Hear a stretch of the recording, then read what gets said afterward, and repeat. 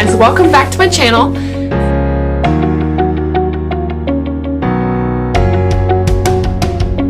So I wanted to film this video as a kind of a video documentary for myself, following the delivery of Selah. Yeah, it's really hard to remember all the details now.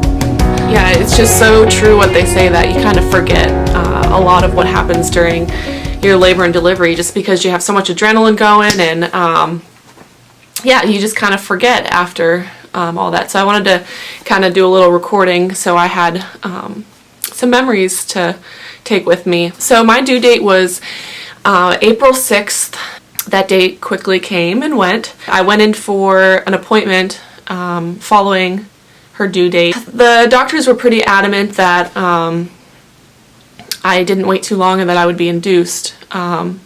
So they scheduled me for an induction 2 days later. I was really wanting to do a natural birth. I did not want to have to be induced, I think like most people.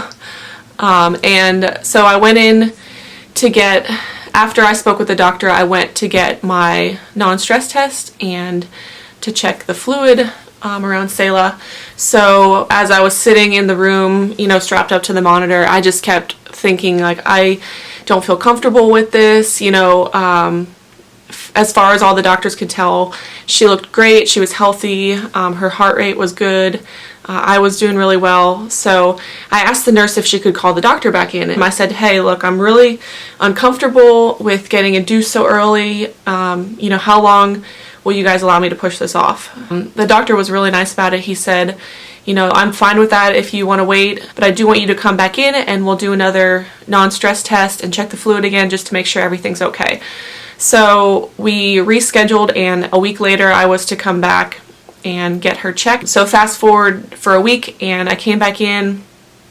I still was only dilated about 2 to 3 centimeters at this point. My cervix was really thin and squishy at this point. I think he said I was about 60% effaced. They did another non-stress test and checked the fluid. Everything still looked great. Originally they had wanted me to come in that Wednesday evening to get Cytotec and to do the balloon catheter dilation. However, he said because my cervix was so thin, we probably could go right to Pitocin on Thursday morning. So we rescheduled for an induction on Thursday morning. And at that point, I would have been 41 weeks and 5 days. I was going to a military hospital for the delivery at this point, so their policy was that they don't go past 41 weeks. You know, the doctor explained to us that there was a 1 in 1,000 chance of a stillbirth born after 41 weeks, so we definitely were taking that into consideration. We were kind of already pushing the limit as far as everything was looking. The baby was healthy, and you know, we were just trusting the Lord with waiting and waiting on His timings. Wednesday rolled around.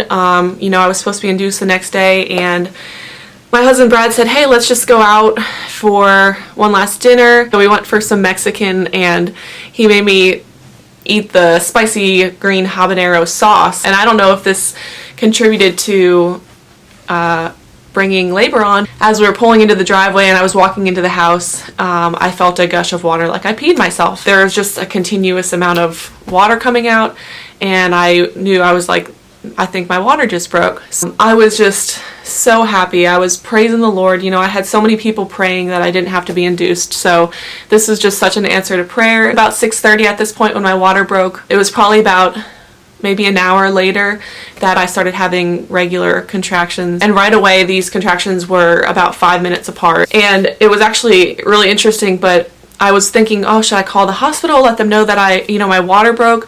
But I knew that they would want me to come in right away. So the hospital actually called me. The doctor wanted the nurse to call and just, you know, make sure that I knew that I was to come in the next morning to be induced. And I said, you know, actually my water just broke.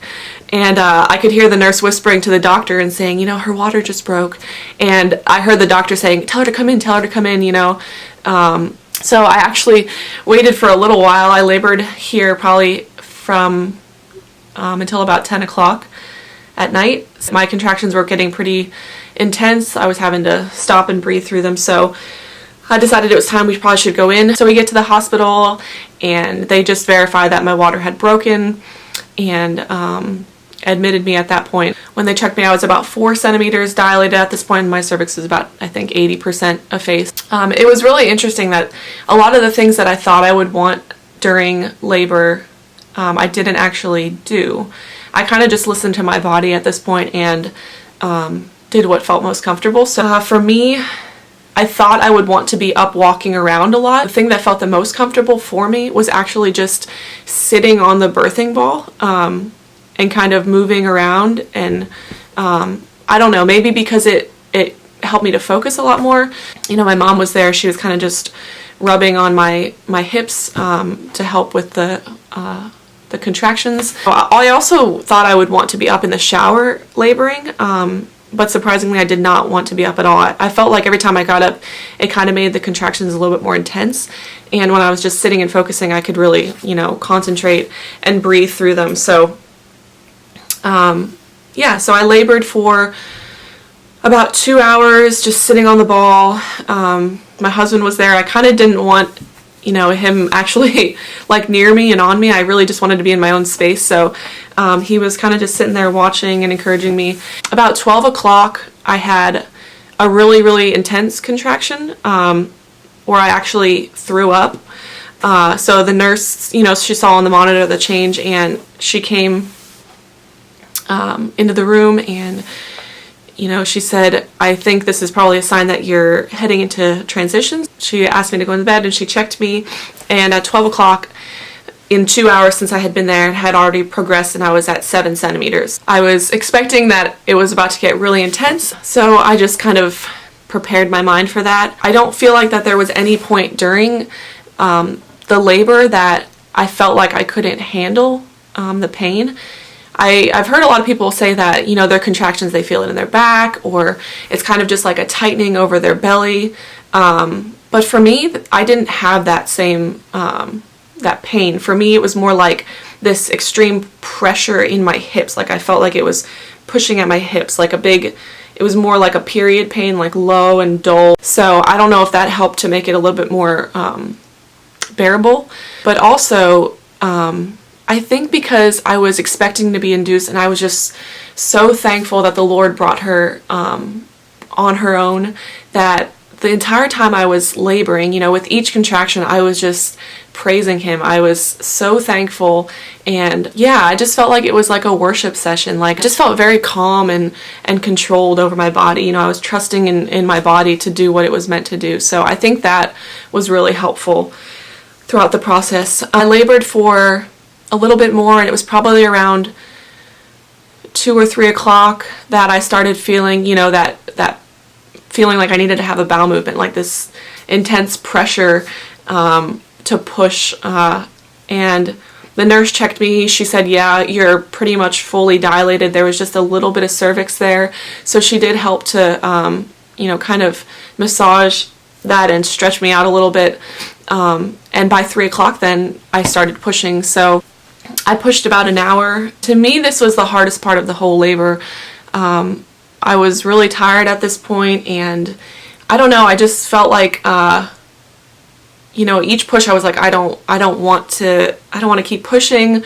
I'm so tired. Selah's head was actually stuck at my bones at one point. Like, she couldn't really make it past that. So, yeah, I was just kind of burning out with each push. Yeah, the doctor kind of came in, and when she was helping me push, she noticed that, like, the beginning of a contraction, when I would push, I would have, you know, it would be a really good push and I would make a lot of progress in that. But then by the end of the push, I would really burn out and I would kind of lose all my ability to breathe through each contraction. So she just encouraged me to take shorter pushes more frequently. So I would kind of just push for like 3 seconds and breathe, and 3 seconds again, and that really helped to make a lot more progress. You know, my pushes were more effective in that way.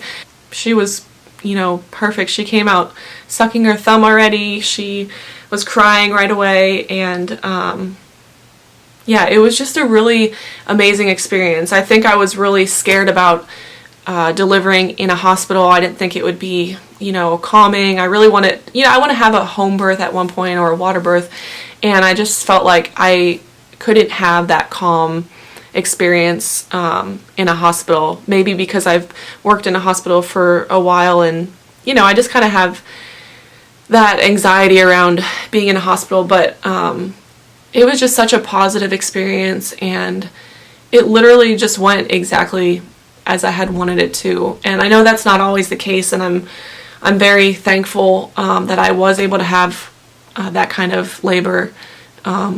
Overall, I labored about 9 hours with an hour of pushing. So I could see if you were laboring for, 12, 24 hours, that kind of long labor would be really taxing and really tiring. And if you need an epidural, that's okay too.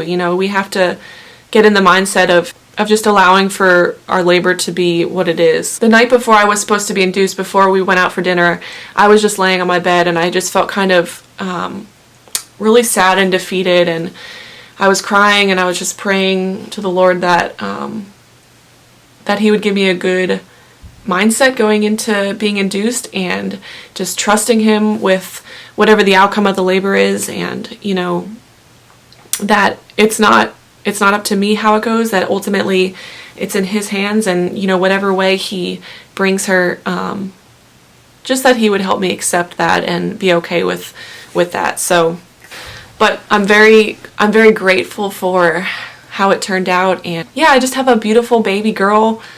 I'm trying to think if there's any other details that I'm forgetting, which there probably are.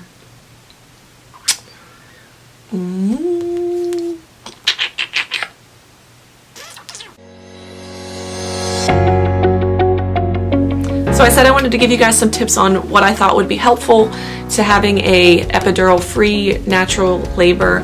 And I think one of the most important things is just being healthy and active before you decide to have children. A healthy lifestyle, food, nutrition-wise, and keeping your body healthy physically really contributes to your body being able to do what it's meant to do and functioning properly.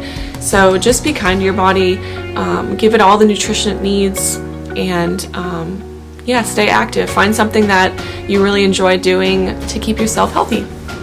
So in terms of the actual laboring process and kind of handling the pain of your contractions, one of the most helpful things for me was actually something that my sister-in-law suggested to me, called breath prayers, which I had never heard of before. But basically what it is kind of you are finding scripture, or maybe just a prayer that the Lord gives you to breathe through each contraction. So for me, I had kind of asked the Lord to give me some scripture beforehand that I could use as breath prayers throughout my labor process. And for the most part, I didn't actually, some of the scriptures I did remember, but I just had, such an appreciation and thankfulness to the Lord for bringing her on her own. And with each contraction, I was just kind of saying, thank you, Lord. You're so amazing. This is such a great experience. So those were really helpful in just kind of getting a breath and kind of being calm and feeling in control of each contraction that did come. Another thing that was really helpful to having a natural, no epidural labor would just be to pray. Pray about your labor experience. For me, just getting in the place where I was okay with whatever was happening. If that meant a C-section, just being okay with that and trusting the Lord with what He had for this baby. Ultimately He is in control of the whole thing, and I was just learning to trust Him and accept Him with whatever the outcome was. So in terms of my recovery, it's been pretty great, I think, because if you don't get an epidural, you're able to get up and walk around pretty much right away. I had no issues getting up and using the bathroom. And in terms of tearing, I did not have any significant tearing. The doctor did say I had 2 small labia tears, but they stopped bleeding right away, so I didn't need any type of stitches. and 2 weeks out I do have a little bit of bleeding still, but not really anything much at all. And I pretty much almost feel back to myself, so it's been a little bit hard to not push it and want to go work out. I've been doing some really easy stretching, and I have a 6-week follow-up appointment at the end of May, so kind of just waiting for that, for the go-ahead to start exercising again.